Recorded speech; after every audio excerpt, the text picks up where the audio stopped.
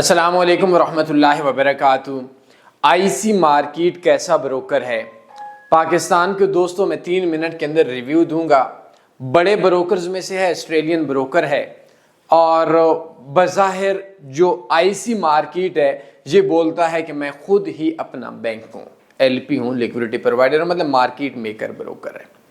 ایک چیز یہ آپ نے سمجھنی ہے، ویریفیکیشن لٹل ڈیفیکلٹ ہے، تھوڑی مشکل ہے، لیکن پاکستان کے اندر چونکہ بڑا بروکر ہے تو اس کے سکیم کی چانسز کم ہیں۔ نو ڈاؤٹ آج سے 2-3 دن پہلے ایک سرکاری بندہ مجھے کال کرتا ہے، ٹیچر تھا یا کسی بھی محکمے میں تھا، اور اس کا $5100 اس بروکر میں پھنسا ہوا ہے۔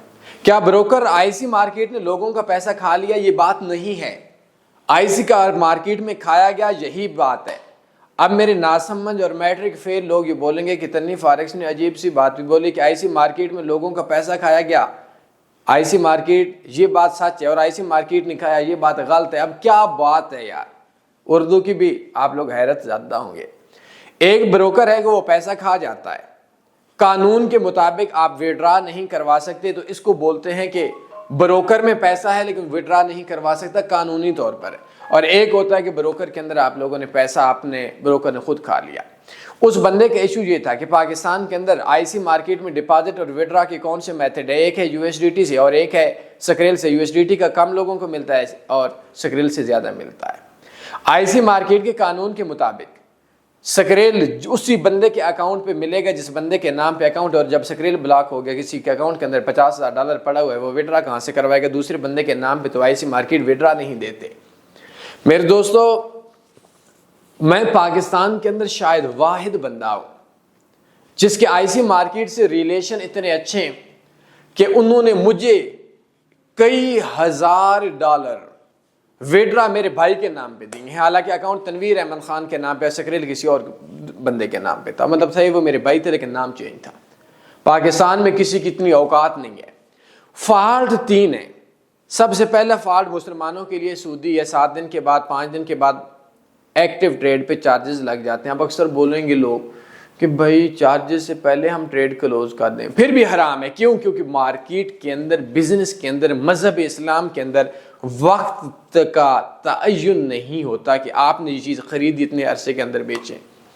دوسری چیز، پاکستان کے اندر بہت بڑا مسئلہ ڈپازٹ اور وڈرا کا ہے۔ اور تیسرا جو مسئلہ ہے وہ ہے اردو ہندی، چونکہ اردو کے والوں کو ہندی سمجھ آتی ہے، ہندی والوں کو اردو سمجھ آتی ہے۔ میری آواز کو انڈیا والے سمجھ سکتے ہیں، انڈیا والے جو بڑے یوٹیوبر ہیں ان کی آواز کو آپ لوگ سمجھ سکتے ہیں، ہم انڈیا کی موویز کو بھی اکثر سمجھ جاتے ہیں، تو ان کی اردو ہندی کی سپورٹ کوئی نہیں ہے۔